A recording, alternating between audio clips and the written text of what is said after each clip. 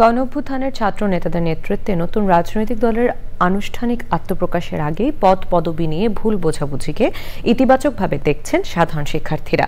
তবে তারা মনে করেন তরুণ ও সাধারণ মানুষের প্রত্যাশা পূরণে নতুন দলকে বৈষম্য দূর করার লক্ষ্যে সৃষ্টিশীল কর্মসূচি দিতে হবে।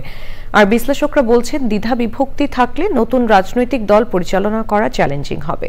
মাসরুর শাকিলের রিপোর্ট। আদর্শিক মত পথের পার্থক্য ভুলে ফ্যাসিবাদের বিরুদ্ধে গণ অভ্যুত্থান সংগঠনে সফল নেতৃত্ব দেন ছাত্রনেতারা। এখন নতুন রাজনৈতিক দলের আনুষ্ঠানিক ঘোষণার দ্বারপ্রান্তে তারা। বৈষম্য বিরোধী ছাত্র আন্দোলনের কর্মীদের একাংশ ছাত্র সংগঠনের ঘোষণা দিয়েছে।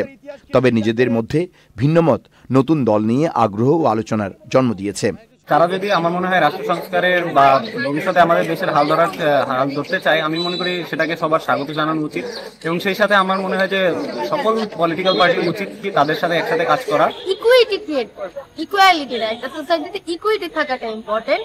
সেই জিনিসটা যাতে তারা মেক শিওর করতে পারে। আমাদের লতে যে লুপহোলস গুলো ছিল, আমাদের কনস্টিটিউশনে যে লুপহোলস গুলো আছে, এগুলো নিয়ে কাজ করবে। নতুন দল গঠন করছে, এজন্য তাদেরকে স্বাগতম। কিন্তু এটাও উচিত যে তাদের একটা অপোজিশন পার্টিও at the same time form করা দরকার, যেন তাদের ক্ষমতাটা একটা চেকের মধ্যে থাকে। রাজনৈতিক বিশ্লেষকরা বলছেন গণ অভ্যুত্থানের নেতৃত্বের কারণে ছাত্র নেতাদের নতুন দল করার সুযোগ তৈরি হয়েছে। বাংলাদেশের দ্বিদলীয় যে রাজনৈতিক আধিপত্যের বিষয়টা চলমান রয়েছে, এই প্যারাডাইমটা আমাদের দেশের জন্য খুব বেশি দিন আর কার্যকর থাকবে মনে হয় না। চলমান রাজনৈতিক সংস্কৃতির যে ত্রুটিগুলো, এইগুলোকে অ্যাড্রেস করে তারা যদি সামনে রাজনীতি করে, তাহলে তারা গ্রহণযোগ্যতা পেতে পারে বলে আমি মনে করি। তার মতে আদর্শিক মত পার্থক্য ভুলে গণ আন্দোলন করা গেলেও ভিন্ন মত পথের ব্যক্তিদের মধ্যে ঐক্য ধরে রেখে দল চালানো চ্যালেঞ্জিং কাজ।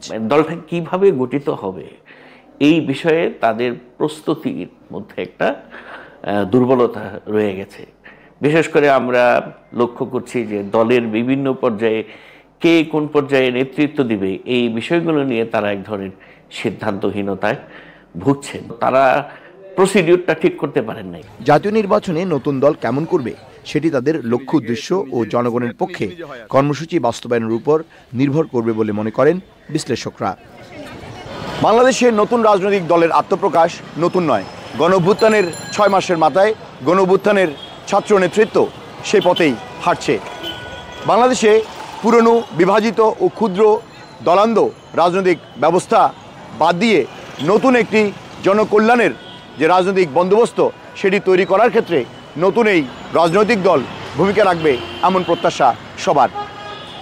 ঢাকা বিশ্ববিদ্যালয়ের টিএসসি থেকে মাসরুর শাকিল, চ্যানেল আই।